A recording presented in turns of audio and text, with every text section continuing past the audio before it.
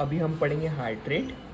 तो heart rate क्या होता है? हार्ट जो रेट से ब्लड बॉडी में पंप करता है उसी को हम बोलते हैं heart rate. Normal heart rate की वैल्यू क्या होती है? 72 बीट्स पर मिनट, मतलब एक मिनट में हार्ट 72 बार कॉन्ट्रैक्ट करता है। ओल्ड एज में जो हार्ट रेट है वो 140 mm/Hg भी हो जाता है, जो कि एक नॉर्मल है। उसके बाद हम दो कंडीशन पढ़ेंगे, टैकीकार्डिया और ब्रैडीकार्डिया। सो टैकीकार्डिया मतलब वो कंडीशन जिसमें हार्ट रेट बढ़ जाता है। कितना बढ़ जाता है? More than 100। ब्रैडीकार्डिया वो कंडीशन है जिसमें हार्ट रेट डिक्रीज हो जाता है, और कितना डिक्रीज हो जाता है? Less than 60। सो टैकीकार्डिया में हार्ट रेट इंक्रीज हो जाता है ग्रेटर देन 100, और ब्रैडीकार्डिया में हार्ट रेट डिक्रीज हो जाता है लेस देन 60। सो हम इसमें दो कंडीशंस पढ़ेंगे टैकीकार्डिया में, कि फिजियोलॉजिकल कंडीशन जब टैकीकार्डिया हो जाता है और पैथोलॉजिकल कंडीशन जब टैकीकार्डिया हो जाता है। सिमिलरली हम ब्रैडीकार्डिया में भी दो कंडीशन में पढ़ेंगे, जिसमें फिजियोलॉजिकल कंडीशन जब ब्रैडीकार्डिया हो जाता है और पैथोलॉजिकल कंडीशन जब ब्रैडीकार्डिया होता है। सो हम एक एक को पढ़ते हैं अभी। सो टैकीकार्डिया मतलब हार्ट रेट बढ़ गया। सो फिजियोलॉजिकल कौन से कंडीशन है? चाइल्डहुड में क्या होता है? हार्ट रेट ज़्यादा होता है। एक्सरसाइज करने के टाइम पे भी हमारा हार्ट रेट बढ़ जाता है। प्रेगनेंसी भी के भी टाइम में हमारा हार्ट रेट बढ़ जाता है। इमोशनल कंडीशन में, एंग्जाइटी के टाइम में क्या होता है? एड्रेनलिन का रिलीज होता है। एड्रेनलिन क्या करवाता है? वैसोकंस्ट्रिक्शन करवाता है, जिसकी वजह से हार्ट रेट बढ़ जाता है।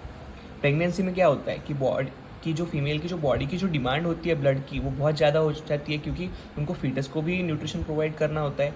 तो जिसके वजह से उनका हार्ट रेट बढ़ जाता है। एक्सरसाइज के टाइम पे भी क्या हो जाता है? हार्ट बहुत स्पास्मोडिकली कॉन्ट्रैक्ट करता है, जिनकी वजह से उनका हार्ट रेट बढ़ जाता है।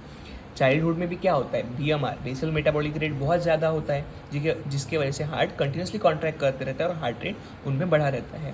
तो ये चार कंडीशन है जिनमें टैकीकार्डिया हमको मिल सकता है। अभी हम पढ़ेंगे पैथोलॉजिकल कंडीशन। ऐसे कौन सी पैथोलॉजिकल कंडीशन है जिनमें हार्ट रेट हमको बढ़ा हुआ मिल सकता है? सो फीवर में क्या हो जाता है? बॉडी का टेम्परेचर बढ़ जाता है, जिसकी वजह से हार्ट बहुत रैपिडली कॉन्ट्रैक्ट करता है, जिसकी वजह से हमको टैकीकार्डिया मिल सकता है। उसके बाद है अनीमिया में क्या हो जाता है? बॉडी में जो आरबीसी का साइज़ है वो छोटा हो जाता है, जिसकी वजह से बॉडी में O2 सप्लाई कम हो जाता है। O2 सप्लाई कम होने की वजह से बॉडी में एड्रेनलिन रिलीज हो जाता है, जो कि वैसोकंस्ट्रिक्शन करवा के हार्ट रेट को बढ़ाता है। सो इसमें भी हार्ट रेट बढ़ जाएगा। हाइपोक्सिया में भी, अनीमिया में भी हाइपोक्सिया होता है।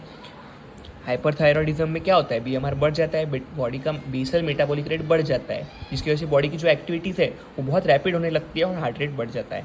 कार्डियोमायोपैथी में भी हाइपर सिक्रेशन ऑफ कैटेकोलामाइंस कौन से? एड्रीनलिन और नॉन एड्रीनलिन। ये क्या करते हैं? वैसोकंस्ट्रिक्शन करवा के, फोर्स ऑफ कॉन्ट्रैक्शन इंक्रीज करवा के हार्ट रेट को इंक्रीज कर देते हैं। तो इसमें भी हमें टैकीकार्डिया मिल सकता है।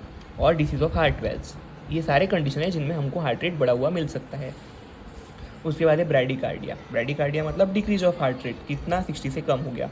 सो फिजियोलॉजिकल कंडीशन कौन सा है? स्लीप के टाइम पे क्या हो जाता है? बॉडी का सब मेटाबॉलिज्म स्लो हो जाती है, इसलिए हार्ट रेट कम हो जाता है, जिसको हम बोलेंगे ब्रैडीकार्डिया। एथलीट्स में भी क्या हो जाता है? कभी कभी एक्सेसिव एक्सरसाइज के टाइम पे क्या हो जाता है? उनके जो ओवर यूज़ ऑफ मसल है उसके वजह से उनका वैगल टोन बढ़ जाता है, जिसके वजह से उनका हार्ट रेट कम हो जाता है। वैगल टोन किसका पार्ट है? पैरासिम्पैथेटिक नर्व्स का पार्ट है। सो बहुत ओवर यूज़ ऑफ मसल से, बहुत ज़्यादा एक्सरसाइज करने से, बहुत ओवर यूज़ ऑफ मसल होने से उनके पैरासिम्पैथेटिक नर्व एक्टिवेट हो जाते हैं, जिनके वजह से उनका वैगल टोन बढ़ जाता है, जिसकी वजह से हार्ट रेट कम हो जाता है और पर्सन ब्रैडीकार्डिया में जा सकता है। पैथोलॉजिकल कंडीशन कौन से है? हाइपोथर्मिया, बहुत ठंड में आपका हार्ट रेट कम हो सकता है। हाइपोथायरॉयडिज्म मतलब बीएमआर कम हो गया, मतलब मेटाबॉलिज्म कम हो गया, तो हार्ट रेट कम हो गया। Heart attack, congenital heart disease, degenerative process, ये सारे कंडीशन है जिनमें क्या हो जाता है कि हार्ट की एक्टिविटी स्लो हो जाती है, हार्ट अच्छे से पंप नहीं कर पाता है, इसलिए हार्ट रेट कम हो जाता है, तो पर्सन ब्रैडीकार्डिया में चले जाता है। ये सारे कंडीशंस थे। अब हम पढ़ेंगे कुछ ड्रग्स जिसकी वजह से ब्रैडीकार्डिया होता है। मतलब ये सारे ड्रग्स हैं जिनकी वजह से हमारा हार्ट रेट जो है वो कम हो सकता है। मतलब ये सारे ड्रग्स हैं जिनको हम एडमिनिस्टर कर सकते हैं जब पर्सन को हाइपरटेंशन हो गया है, मतलब बीपी ज़्यादा हो गया है। मतलब हमको क्या करना पड़ेगा? पेशेंट को स्टेबलाइज करने के लिए उसका बीपी कम करना पड़ेगा, मतलब हार्ट रेट कम करना पड़ेगा, मतलब पर्सन को ब्रैडीकार्डियक ड्रग देने पड़ेंगे। सो ये 3 ड्रग्स है जिसकी वजह से ब्रैडीकार्डिया हो सकता है, मतलब जिसकी वजह से हार्ट रेट कम हो सकता है। वो है beta blockers, calcium channel blockers, digitalis और एंटी अरिथमिक ड्रग्स।